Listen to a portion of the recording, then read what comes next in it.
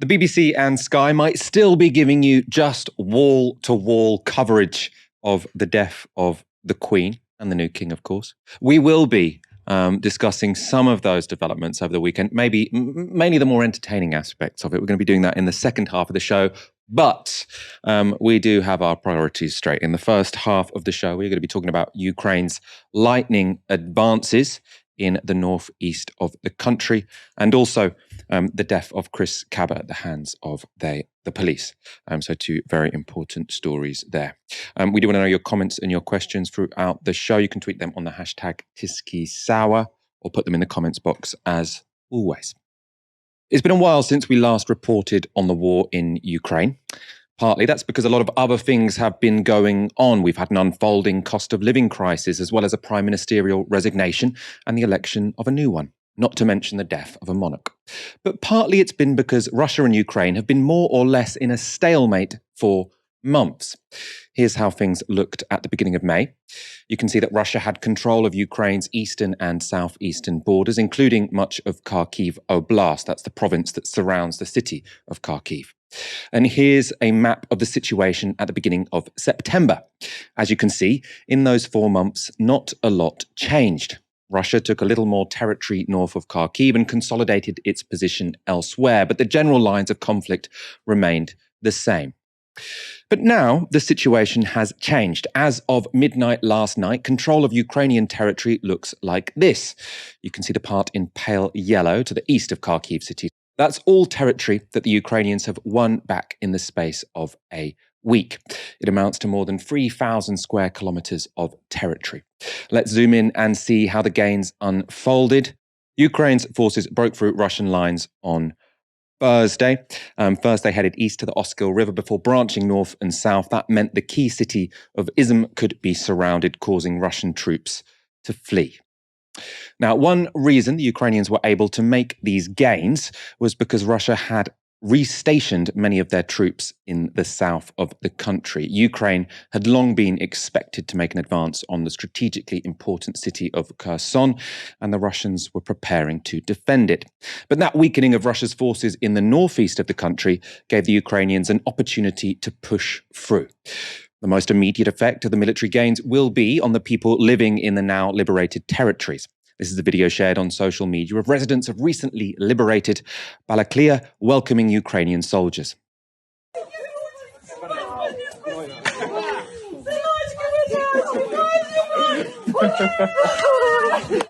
But the advance will also have a big effect on both Ukrainian and Russian morale. This was Ukrainian MP Alexei Goncharenko speaking to Channel 4 News. Russian forces are just running away. They're not retreating. They're just running away. They're completely destroyed, and they are dropping their techniques, heavy techniques, including tanks and heavy artillery.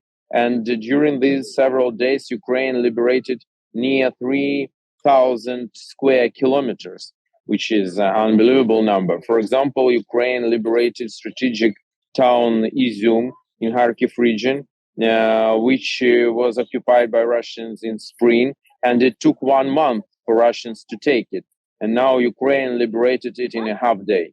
This is a absolutely clear signal that Ukraine can win this war, not just stop Russians, not just defend itself, but to win this war and to completely liberate our territory. So this is extremely important from strategic point of view and moral point of view. And moral of Ukrainian forces and the whole society is very high now. The moral of Russians is very low. They have, like in their social media, this is a disaster. They are just shocked with what's going on. In retaliation, Russia has subjected Kharkiv city to heavy bombing, also knocking out electricity and water supplies to large parts of eastern Ukraine. Responding to those attacks, Ukraine's President Zelensky posted this on social media. A total blackout in the Kharkiv and Donetsk regions, a partial one in the Zaporizhia, Dnipropetrovsk and Sumy regions. Russian Federation terrorists remain terrorists and attack critical infrastructure. No military facilities. The goal is to deprive people of light and heat. Hashtag Russia is a terrorist state. To discuss Ukraine's advances and what they might mean for the broader war, I'm joined now by Paul Rogers. Can I begin by asking you how significant these victories in the Kharkiv region are when it comes to the general war? They do represent quite a major setback for Putin and the Russians. There's no doubt about that. The extent of that is rather more difficult to tell. It's clear that there were relatively few Russian troops in the area that the Ukrainians have overrun, and overrun it very quickly. There were reports that the Ukrainians at one point were, pardon me, outnumbering some of the Russian troops by 8-1. There are indications that a lot of the Russian withdrawal was quite ordered and was over quite a long number of days. And that was partly, quite likely, the redirecting of troops down towards the south, where there was the expectation that the Ukrainians would mount their major attack. But I think more recently, when the Ukrainians really moved in, then the remaining Russian troops didn't have the sort of facilities or the capability of the officers to do any kind of ordered retreat. And it became pretty chaotic. But the idea that the whole thing, the change has been entirely because of a chaos on the Russian side, I think is a misnomer.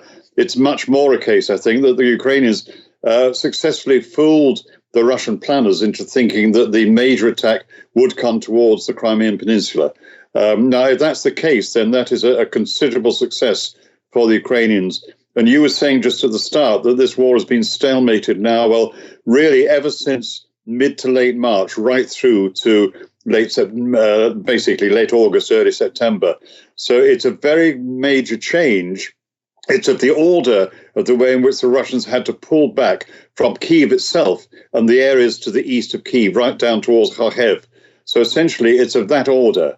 It is not the sort of the beginning of the end of the war, I'm afraid. I think that's very unlikely. And you may well feel find that the Russians are able to regroup to an extent. But it is possible that where the Ukrainians are now may be how it stabilizes during the winter months if there are no major talks or no sort of bigger change on the ground. But at the moment, it's very difficult to say. I have to say that it's a very difficult time to actually work out what is really happening. You're getting different sources, some of which you normally regard as basically pretty accurate, others less so, but all telling different stories. And obviously, in a time of war, it is the first casualty. Truth is the first casualty. And so you're getting a lot of moves coming from each side, the Russians, particularly the people around Putin, and obviously the Ukrainians. For the Ukrainians, it is really very optimistic. But I think one has to be cautious about how far that will go. The other thing I think you have to remember is more and more, day by day, this becomes a major proxy war between NATO, with the Ukrainians as the proxies, doing most of the fighting, virtually all the dying, and Russia. That, I think, is where the risk of instability really arises. Because if Putin is really pushed too hard, how will he react? Because, of course, he does have the capability to escalate. Is there a bit of a danger in sort of characterizing it as a proxy war? Because I suppose, the Ukrainians are really saying this is our victory. Yes, we've been armed by the West, but that's because we asked for those arms. And I suppose this links into another question, which was my understanding was why Kherson was thought of as so key was because the Ukrainians had to prove that they could win back territory to basically prove to the West that it is worth arming them. It is worth taking the pain when it comes to gas this winter because they can win. It seems to me that the story now is the Ukrainians have successfully persuaded the West that with their weapons, they can win the liberation of their country. Is that not how you would look at what's happened?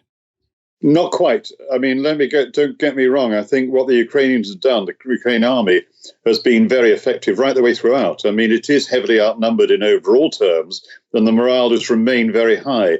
But you shouldn't underestimate the incredible importance of the aid that has come from NATO cumulatively. I mean, it's clear that there are Western intelligence operators, including CIA people in Kyiv. It's clear that the Ukrainian army, the Air Force, and even what naval facilities there are, but particularly the army, are getting almost sort of second-by-second intelligence on what the Russians are doing. I think quite probably that they will know more about how Russian units are getting on than even Moscow does itself. And that's hugely important in this sort of conflict. Some of the equipment they've been getting is very advanced, better than anything that the Russians have. So I really shouldn't use the term better because, I mean, all of these are weapons that are killing people. It is more efficient, more effective, particularly the HIMARS multiple launch rocket systems, but others as well. They've now got what are called anti-radiation missiles, which are basically anti-radar missiles of a very advanced sort, which means that their aircraft are bluntly rather safer in the air. And there are many other examples as well. A lot of Ukrainian soldiers are getting trained. We know about them getting trained in Britain and some of the more distant NATO countries as far as Ukraine is concerned. But there's an awful lot going on in Romania and particularly Poland, which is really bringing them right up to date on the most advanced Western equipment. And I think this is part of the thing on the Western side where there's a very strong feeling that this is a war which should go on until it really does drive Russia into economic difficulties. And it's one even suspects that, in fact, negotiations wouldn't necessarily be welcomed in Washington or London at the present time.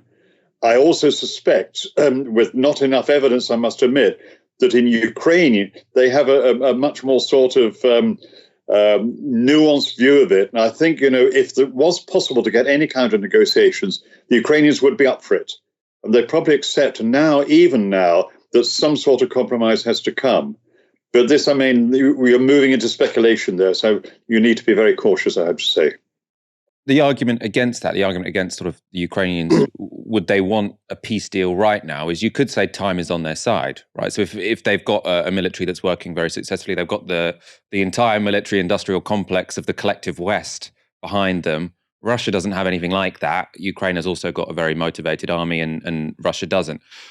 Why would Ukraine want to, at this point, settle for a compromise when time seems to be on their side? Well, I think one has to remember that right through the Cold War, the Soviet Union, let's say Russia, also based nuclear weapons in Belarus, Ukraine, and one of the major towns in the east, Kazakhstan. Sorry, I should have remembered that.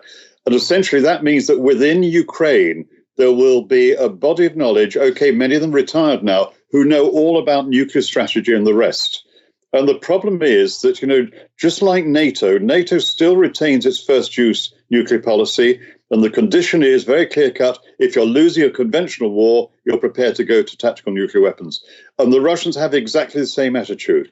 I'm not saying they would. It's easy to be scaremongering. But I think you could very easily get to the stage if Putin was really pushed hard to actually start doing threats. You either do this or else, something could... it's what he did, in fact, just 4 days into the war when the original assault on Kyiv didn't go according to plan.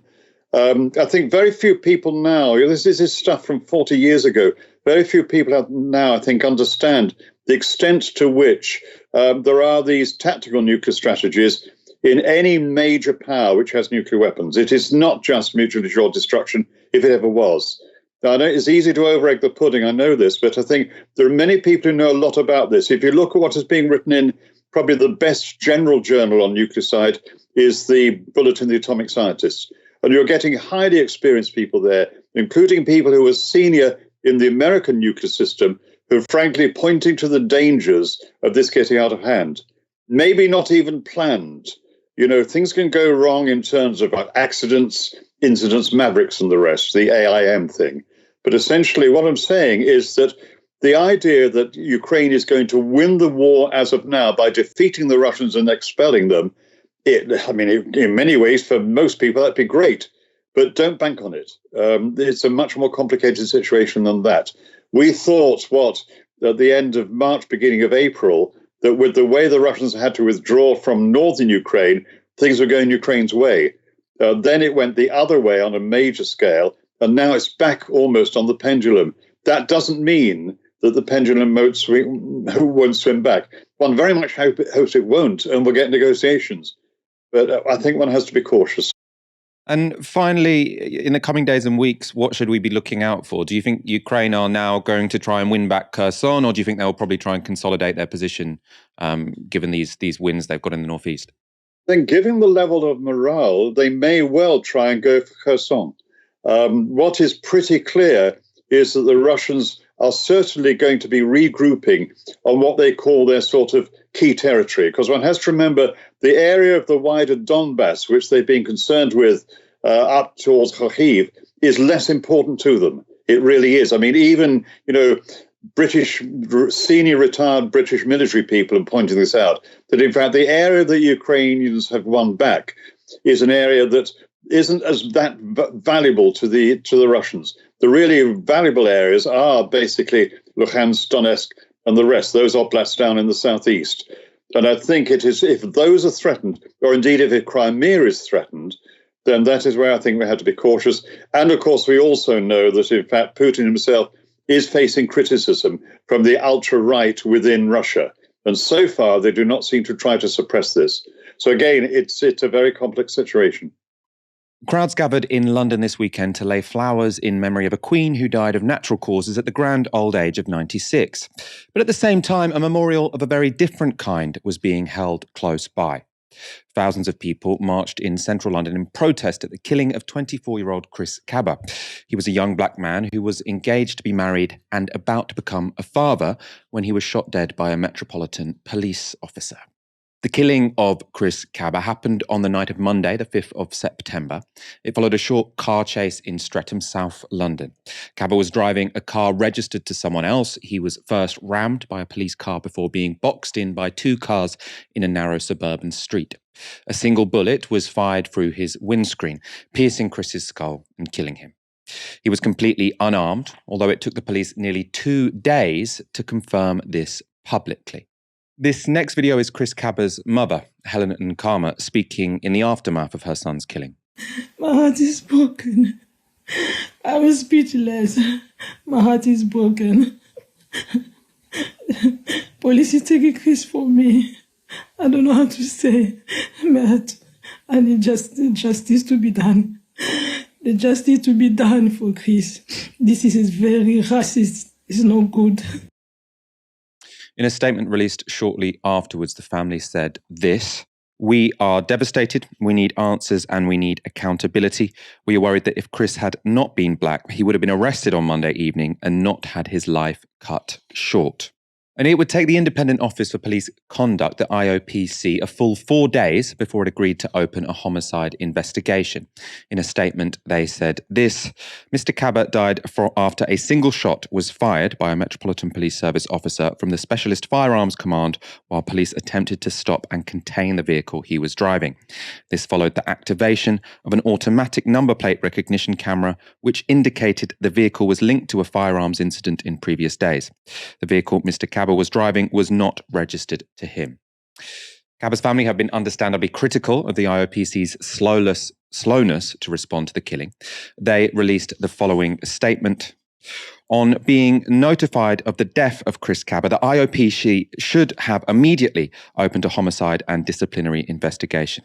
The family was shocked to learn on Wednesday, the 7th of September, that the IOPC had still not done so and demanded a change of heart without delay. The family now await the outcome of that investigation, but seek a charging decision in this case in weeks or a few months, not years.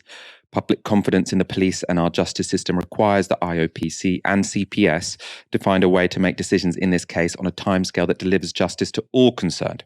Avoidable delay is unacceptable. In the meantime, the family demands that the Commissioner of Police of the Metropolis immediately suspends the firearm officer pending the outcome of the investigation." We understand that while the officer who killed Chris has been taken off operational duties, they remain at work. I'm joined now by Ash Sarkar. I mean, the circumstances of this are all incredibly worrying. What's your assessment of what we know so far? So I was actually contacted by a member of Chris Kaba's family the day after that, following the fatal shooting of Chris. And one of the things that was said to me is that the police and the IOPC had been really slow to communicate with them. They'd been really slow to confirm what is now known, which is that Chris Kaba did not have a firearm on his person. There was not one found in the car, and there was not one found in the surrounding area.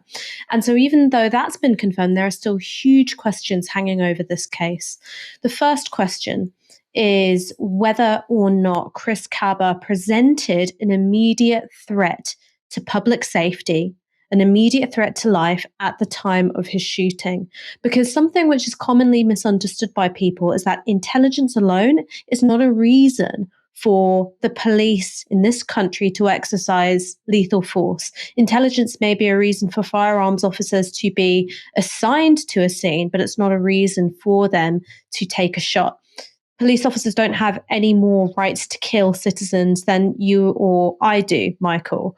The individual officer is legally culpable for the shot that they take, and they have to be able to justify that the use of force was both proportionate and in the interest of the protection of life. Now, these are questions that neither the IOPC or the Metropolitan Police have answered. Again, something that we know is that the car being driven by Chris Kaba didn't actually belong to him.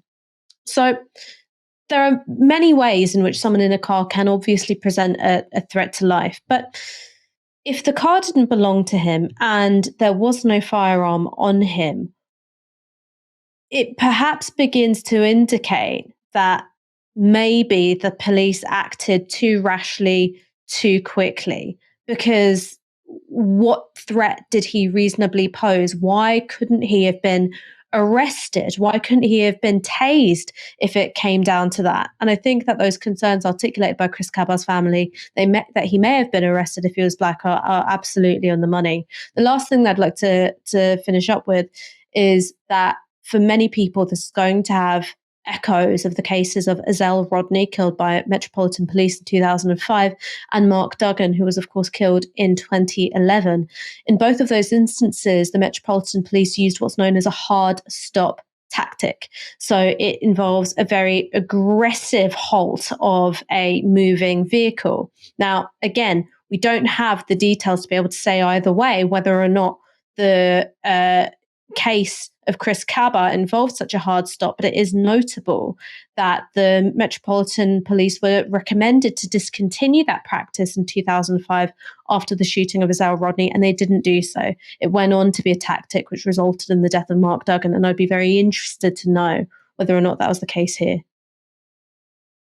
Let's take a look at some of the media coverage of this. As we sort of said at the start of the section, there hasn't been too much interest in this story because of all this blanket coverage of the royals. But when they have covered what's been going on, it has often been pretty telling, what exactly they have said. We've got a section from the Telegraph here. There you go. Chris Kaba, 24, was gunned down by armed police following a car chase in Lambeth on Monday night. Investigators from the Independent Office for Police Conduct have confirmed that Mr. Kaba was unarmed when he was shot dead, and his family have demanded a murder probe is launched without delay. But it has emerged that Mr. Kaba, whose girlfriend is due to give birth in January, was handed a 4-year sentence when he was 19 after being found guilty of a firearms offence.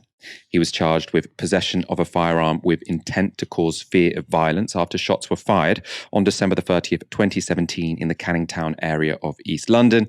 Mr. Kaba appeared at Snaresbrook Crown Court in January 2019 when he was found guilty of possessing an imitation firearm. He was sentenced to 4 years in a Young Offenders Institute, but was released more than a year ago, and his family insist he was working hard to turn his life around and had ambitions of becoming an architect. Now, the but there is doing an awful lot of work, and especially so when you isolate what Kaba was actually convicted of. This is a man who was shot dead aged 24 when unarmed, but the fact he possessed a fake gun aged 19 is presented as context to explain why, or even worse, to justify why, the police shot him dead 5 years later. And I want to show you one video from the weekend. It's from Sky News, and it shows the demonstrators marching for justice for Chris Kaba. But listen to what the announcer says. Look at that. Look at the crowds of people. For those of you who don't know central London too well, Trafalgar Square just at the bottom of the Mall. So the crowds winding their way down there. I think they've probably come from Embankment. They're just coming around Trafalgar Square, and they'll be working their way up the Mall. And what a walk that is. There are thousands of people lining that route. It really is an incredible sight. They'll work their way up the Mall very slowly, meeting new friends along the way. So many people talking to each other about their journey here, why they wanted to come, their memories of the Queen, their good wishes for the new king. They'll make their way up here to Buckingham Palace. They're actually being diverted away from the gates of Buckingham Palace now. The floral tributes have been moved into Green Park, which is next door to the palace. It really is going to be a sea of flowers over the coming days, but that's very much going to be the focal point for those feeling that they want to come to Buckingham Palace to pay their respects and to offer their well wishes to King Charles III. So that was a protest against the police shooting dead a black man, and the announcer suggested or told the audience, quite frankly, that it was people mourning the Queen. Now, Sky went on to offer an on-air clarification, but it wasn't a correction, let alone an apology. The newsreader who made the comments did release an apology on Twitter, and a spokesperson for Sky went on to do the same, but not on air. So on air, all you saw was a clarification. I also, actually, before I go to you, Ash, I do want to say we've had some important breaking news, which is that the officer who shot Kaba has now been suspended. So that's a significant development. The officer who shot Kaba has now been suspended. Ash, can I get your take both on the media coverage of this and also this development which has just emerged? I mean, let's start with the media coverage and, quite frankly, the breathtaking ignorance displayed by Sarah Jane Mee. It is unforgivable, I think, to make that error, because imagine if you were a member of Chris Kaba's family. You are working uphill to extract relevant information from the IOPC and from the Metropolitan Police.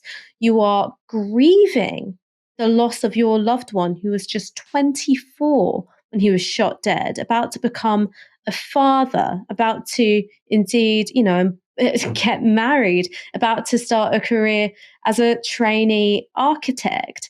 You're mourning and you're fighting for justice. And the media, whose sole job it is to know current affairs and be able to articulate them correctly to the public, can't even do that. And in fact, takes an image which speaks to the fact that there is grassroots mobilization happening, that while the media, the establishment press might be ignoring your plight, the community isn't, to hijack that image and say that it is in support of an unelected, absurdly wealthy head of state is insulting. And the least that Sky News could have done is issue an on-air apology. But I'm afraid when it comes to coverage of victims of police violence, the press have often behaved abominably. Again, you might want to cast your mind back to 2011 and the killing of Mark Duggan.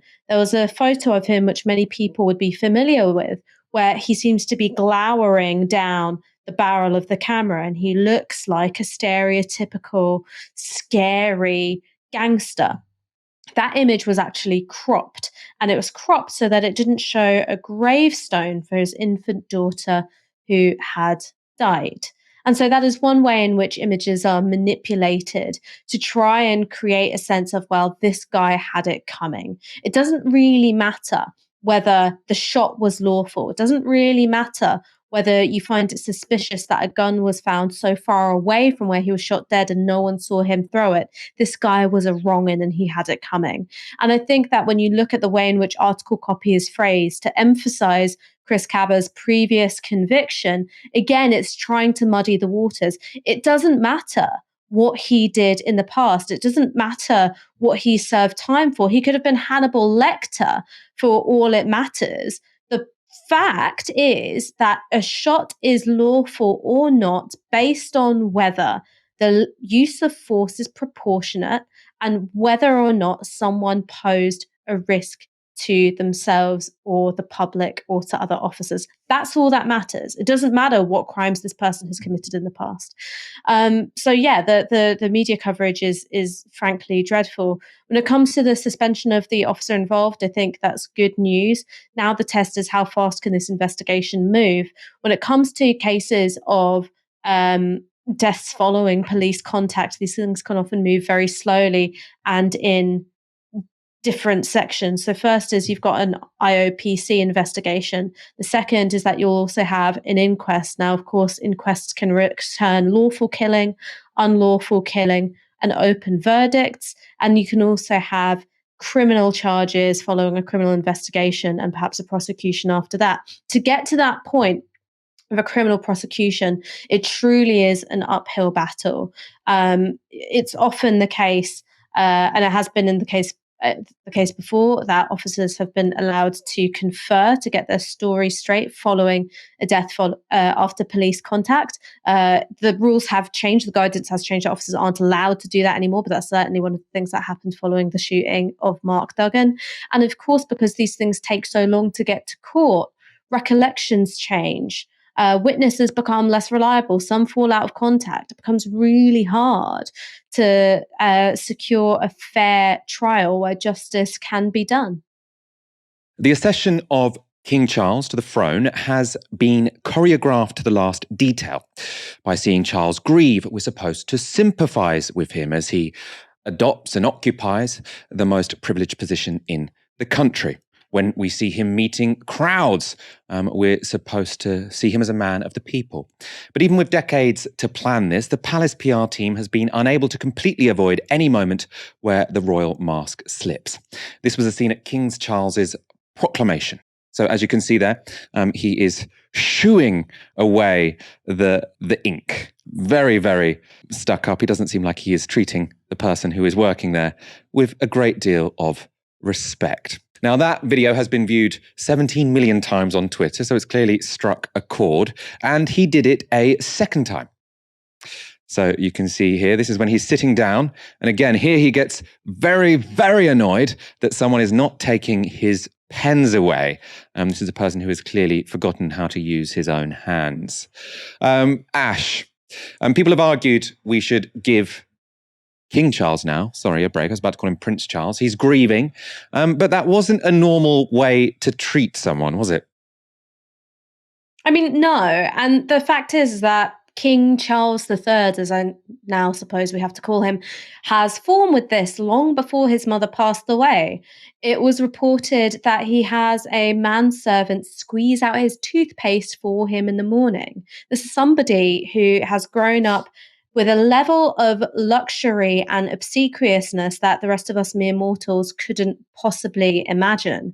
And I think that there's going to be some difficulties, as I sort of predicted last week, in how the public understand King Charles as a personality compared to his mother. Now, regardless of whether or not this had a basis in fact, this was something which was very much cemented in perception, that Elizabeth II grew up during World War II. She was very much a roll up her sleeves and get it done kind of woman. It was always reported that she was a mechanic during the war. And one of the things which visitors to Balmoral especially loved to talk about was that, she liked getting, muddy in her walking boots, and she'd drive you around the landscape in her Land Rover and, would come across as very humble. Now, of course, I don't know how humble a person can be when they're literally festooned in diamonds and issuing proclamations from a solid gold throne, but, we're grading on a curve here. Prince Charles, however, doesn't have that same claim to duty and unfussiness and unpretentiousness. And it's in these weird moments where he is gesturing frantically and through gritted teeth to a servant to move away a little finicky pen holder that you just realize how weird this guy must be. So if it was just a case of this was one weird outburst and there hadn't been any previous reports of things like squeezing out the toothpaste, I'd be, look, the guy's grieving, this is really high pressure, leave it out. But I actually think there's something a bit deeper here. And as you said, the fact that this is a bit of footage which has gone so viral tells you that for lots of people, it strikes a chord with how they perceive his character.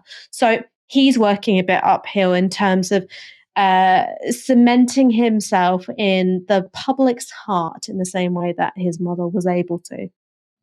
I think, I suppose what I learned from this is it's not that King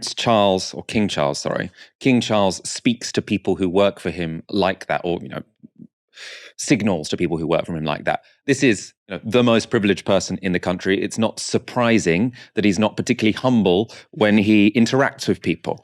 What I thought was interesting here, though, was that this performance isn't as seamless as I thought at one point it might be. Because obviously the royals, we know they are incredibly privileged. We know they are not going to be humble people. But part of their legitimacy comes from their ability to perform humility and to perform duty. And sort of the sort of entitlement you saw there, to me, that looked like the opposite of service. It looked like someone who constantly wants service, not someone who is willing to give service. And the mask slipping there, I thought was interesting, because I do think that if Prince Charles, even though he has had decades and decades and decades to practice this, can't even get his proclamation right, then there are surely going to be a few hiccups down the road. Now, whether that is, not being able to keep it a secret that he has political opinions and that he wants to influence politics, or not being able to hide his arrogance and the arrogance and stuck-upness that comes with intense privilege. I do feel if we see more of these slip-ups, then there could be a problem for the monarchy. So we will keep looking out for them. Prince Andrew has made his first formal public appearance since the death of the Queen. He walked behind the Queen's hearse as it was driven along the Royal Mile in Edinburgh. Andrew was flanked by his siblings, who were all in military uniforms. Andrew, now a non-working royal, is wearing a suit. The presence of Andrew at these public events is, of course, controversial. It was only 6 months ago that he spent £10 million to settle a civil case with a woman who accused him of sexual assault. And his presence did not go without incident.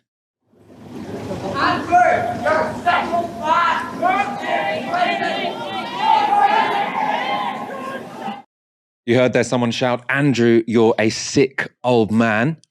And you can see the guy who shouted zoomed in on here. He's on the right there. And you can then see him get dragged from behind. And this is the view from behind the protester.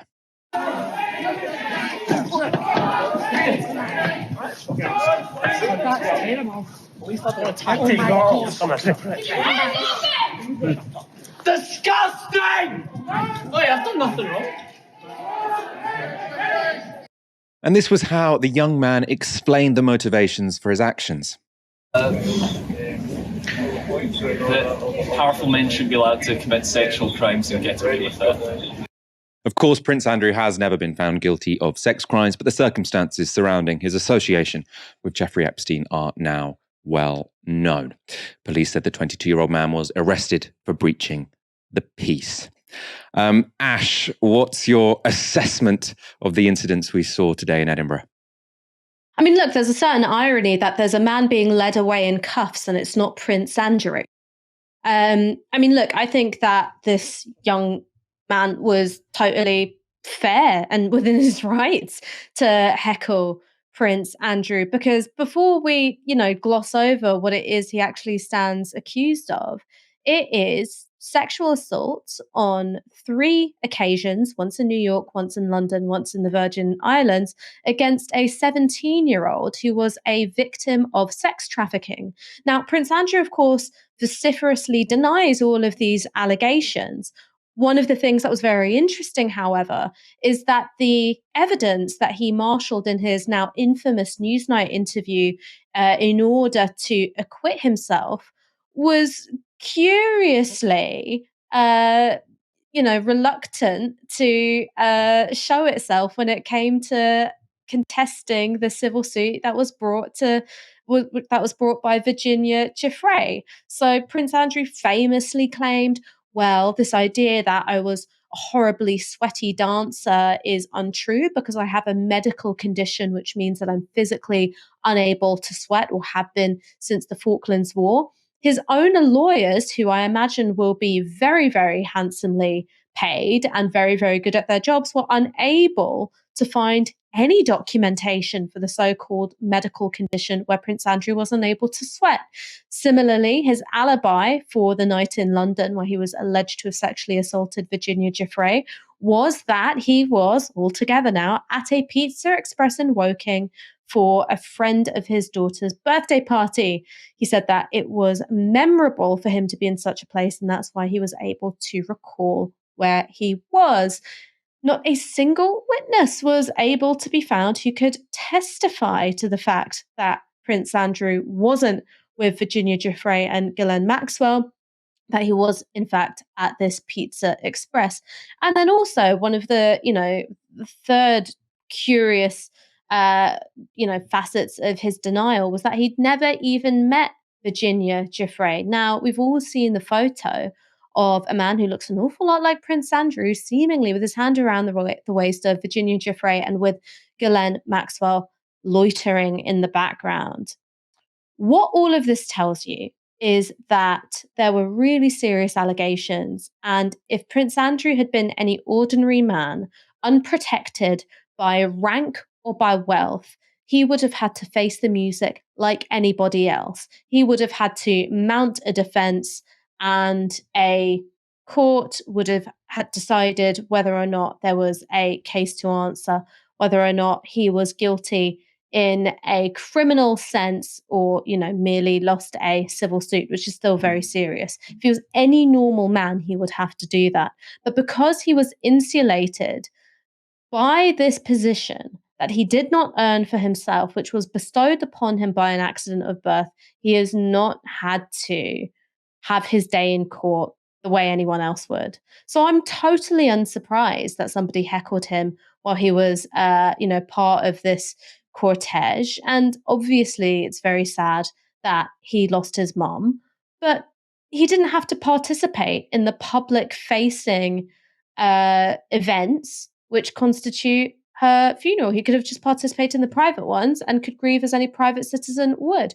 While he is in public representing the royal family, which he does by his nature, regardless of what his official place within the senior royal family is, he should be subject to criticism. So I think power to that young man. He has all my support.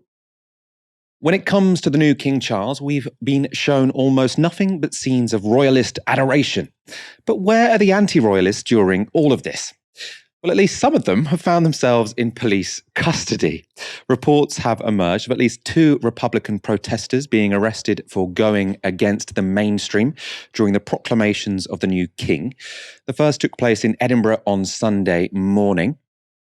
This 22-year-old woman was arrested for what the police are calling a breach of the peace after holding up this sign at Charles's proclamation. She has now been charged. For those listening to the podcast, the sign says, F imperialism, abolish monarchy. And this is Simon Hill. He's a Christian author and activist who was leaving church in Oxford on Sunday when he encountered the crowds that had turned out for Charles's proclamation. As Charles was declared king, Hill shouted, "Who elected him?" He was then arrested, handcuffed, and taken to a police van.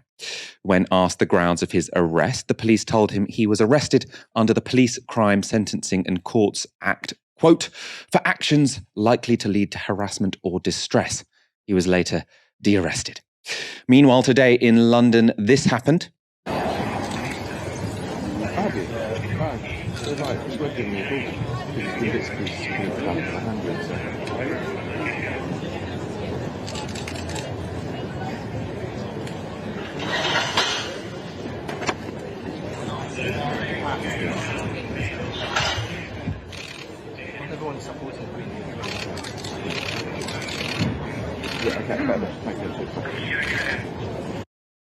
So just holding up a "Not My King" sign is now grounds for the police to get involved. And to prove the point, to test how the law is being applied in the UK right now, Barrister Paul Powsland went to Parliament Square. You can see a tweet here. Just went to Parliament Square and held up a blank piece of paper.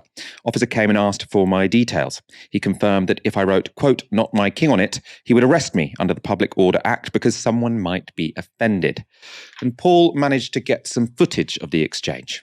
Why are you not giving details? I'm not going to. Why would you ask for my details? Just so I can check and make sure you can be here. I'm in my city. You've already said you've been arrested once. Sorry? You've already told me you've been arrested. No, I haven't. So you said that earlier. No, I said other people have been arrested. Okay, well, now we've made that clear. I wanted to make sure you didn't have bail conditions not to be. So just confirm, you're not going to give me your details. I was holding up a blank sign. Why are you asking for my details? Because you said you're going to write stuff on it that may offend people. I said I was going to write "Not My King" on a sign, and you asked for my details. It may offend someone. Who's that going to offend? Don't know. Someone may Not My King. Someone might be offended. That image of holding the blank piece of paper I thought was especially powerful. You remember at the start of the war in Ukraine, we were seeing lots of images of people getting arrested in squares in Russia for holding up blank pieces of paper. Now, I'm not going to suggest that the police here are as oppressive as they are in Russia to protesters. We have a greater deal of freedom to protest here than they do there. But these aren't exactly scenes that are particularly reassuring, are they, Ash? Well, no, not at all. It's frankly ludicrous. Let's draw a distinction here between the death of a private individual who their family are entitled to mourn in dignity and respect, and what's going on now, which is a public political and constitutional process which is being foisted on us as a nation from above. Now, Mrs. Windsor, of course, she meant a lot to her family and she deserves to be buried with all of the dignities that I think should be afforded to anybody. However, it is not as if during this period of mourning, which, you know, it doesn't just apply to the family, but applies seemingly to every public institution, including even the NHS, Wimpy's and Ann Summers. We all have to participate in it. And if we don't, if we deviate from that script, then we face censure, ostracism, criticism, which is fine, and now even criminal punishment. This is, it's not as if the mechanisms of the state have taken a break for the period of mourning, Michael, right? She dies on Thursday.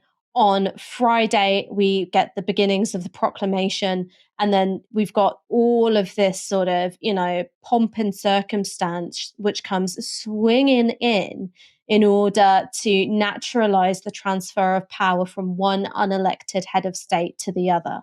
Now, that might be something which, you know, you as an individual are perfectly comfortable with, and you have that right to be perfectly comfortable with it. Everyone else, though, has the right to dissent from that protest and to protest it, to object to it, and to raise their voice in public settings where that process is happening, where it's being dramatized, where it's playing out, where it's being staged.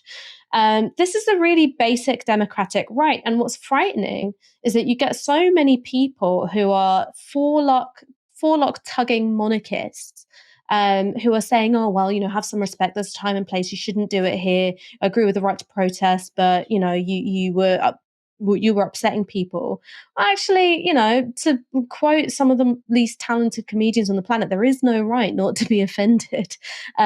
This is part of the sacred right to protest and dissent, and it's quite frightening to see people just throw it away because they liked the last Queen. The Queen's death has completely broken the British media. The BBC in particular has embarrassed itself with non-stop, obsequious coverage of the royals. That has included some fairly bizarre racial stereotyping. On Saturday, the Britain correspondent for the Wall Street Journal tweeted this. BBC commentator explains that Scottish people, quote, don't emote as enthusiastically as people down south, unquote. That was as the royal hearse wound its way past silent crowds in Scotland. That's, of course, one way to explain people not mourning as vigorously as BBC producers might have hoped. So that was the BBC on Scotland, but what about the Russians? And isn't it interesting how on the international scene, it was Vladimir Putin who couldn't rush, of all people, who couldn't rush fast enough to pay his respects, jumping on the bandwagon. This anti-monarchist, atheistic republic, let's not go near the war in Ukraine. But he too recognized what this woman meant and stood for. Putin leads an anti-monarchistic, atheistic republic. Now, I assume the commentator was thinking of the Soviet Union, which collapsed 30 years ago. Vladimir Putin rules like a monarch and is incredibly close with the Russian Orthodox Church. In fact, he uses that relationship to justify many of his actions. The host, of course, didn't push back, but rather responded by saying, yes, he did respond quickly, didn't he? So that's just two examples of the idiocy of pundits on the BBC. The most ridiculous moment, though, involved them taking us for fools. And can I just add something about the Paddington Bear sketch that we've all seen? We should remember that she acted that in empty space. Yes. There wasn't a real Paddington there, No, although yes. it looked like it. She acted out what she would say to Paddington, and then the CGI experts went in and animated a Paddington image for her. No. What? The Queen wasn't actually sitting opposite Paddington Bear? Give that woman an Oscar. She was speaking to blank space. The Paddington Bear was put in afterwards by CGI. Phenomenal. I had absolutely no idea. I think from the voice, that was probably the same commentator in both moments. And I think what's especially notable is that in neither example, I actually watched the Russia one live. Was there any pushback at all from the BBC host? They have all given up on doing journalism since the Queen passed away. Ash, what is going on here? I thought Paddington 2 was a documentary. No? Yeah, I mean, he's a real bear. He's a real bear. He's not. Thanks to that expert, we know that he was a CGI bear. He's a real bear with a little Ben Whishaw trapped inside him. I mean, look, what you're seeing play out is that there are two standards. One is a standard of intense criticism and hostility if you say anything which is from an anti-monarchist or Republican perspective. The press will come down on you like a ton of bricks, even if what you're saying is perfectly reasonable and totally accurate. However, if you are saying something in the spirit of deference, veneration, obsequiousness, you can say whatever mad shit you want on TV, Michael, and people will go, yeah, that is just totally the case. I mean, you could go on TV and be like, you know, I just think it was really amazing that even Kim Jong-un himself, paid his respects. And that tells you about the kind of stateswoman Elizabeth II truly was. And you would have some totally vapid, hair and teeth maniac presenter being like, oh, yeah, totally. And I think that me and you have made grave mistakes with our career, Michael, because we've worn our sincere beliefs just on our sleeve to go, you know what, we would rather have an elected head of state. That was a mistake. What we should have done, if what we wanted to do is just say mad shit on TV, get away with it and get paid for it, is become royal commentators. Communist royal commentators. I think it would be there's a niche there that is ready to be filled. We're going to move from idiotic interventions on TV to the biggest idiot who is on TV. Dan Wootton is one of the nastiest men in the British media. He's famous for spreading COVID misinformation, whipping up culture wars aimed at minorities, and a creepy obsession with Meghan Markle. But this weekend, the GB News host took a moment out of the limelight to quietly pay his respects to Her Majesty the Queen. His tweet reads, I wanted to return to Buckingham Palace today for some quiet reflection and lay my own tribute. Crowds, young, old, from all ethnicities and backgrounds, truly the best of British, doing her justice. Then he clasps his hand together as he looks around in a very, very respectful way. Now, that clip has been viewed millions of times, but not for the reason Dan might have hoped. Instead, there are thousands and thousands of people making the pretty obvious point that if what you wanted to do was quietly reflect, you probably wouldn't take a cameraman. And someone also claims to have seen him in the act. This is a tweet from Andy McCarroll. Hi, Dan. I was beside you there today. Nothing says quiet reflection like doing 4 takes of that video, then directing your friend to, quote, make sure you get the shot of me praying after I lay the flowers, and checking the video after each effort. Now, I should say we haven't been able to verify the contents of that tweet. What we can verify, though, is that Dan Wootton is a complete hypocrite. So this is a tweet he sent in 2020. It's Prince Harry and Meghan Markle. They're marking Remembrance Sunday by visiting the Los Angeles National Cemetery today. They have taken a camera person with them, I assume. And Dan Wootton says, how lucky that a photographer happened to be here to capture this deeply personal moment. Now, Ash, I have a little bit of a personal vendetta against Dan Wootton. I used to have to go on the radio with him every Friday afternoon for about half an hour. He is a very obnoxious, unpleasant person. Has it been nice for you, nice for me, to see him get rinsed online this weekend? I mean, for me, the thing that was most galling about it was that he had criticized Meghan Markle for doing the exact same thing. And he's not alone in being amongst the GB News stable of idiots for being caught out in their own hypocrisy. Many of them, just a few months ago, were utterly castigating King Charles III for being too woke, too much of a greenie, too much into diversity and inclusion. And now they're the first to sort of puff out their chest and go, God save the king.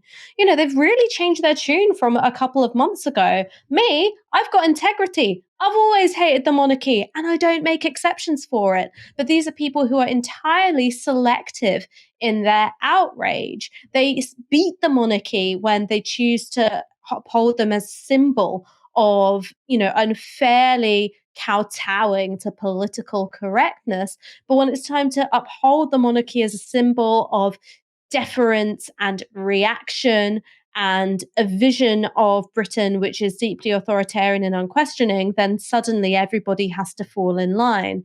With Dan Wootton, I mean, you know, you talked about him being obnoxious and unpleasant, and he is both of those things. I've also had to interact with him a couple of times, and I would also describe him as uniquely untroubled by even a single original thought. So I don't think it even crossed his mind that he was himself doing something that he criticized Meghan Markle for, because that would require having the cognitive functioning above the level of a standard goldfish, which I just don't think that he has. A very, very malicious goldfish. What a way to end the show. Thanks, Ash. It's been a pleasure being joined by you this evening. Thanks for having me. And thank you all for joining us, for tearing yourselves away from the non-stop brown-nosy coverage of the royal family that is on the BBC and Sky, and has been since Thursday, and presumably will continue to be until next Monday. For another respite from that, you can join us on Wednesday at 7 p.m. For now, you've been watching Tysky Sour on Novara Media. Good night.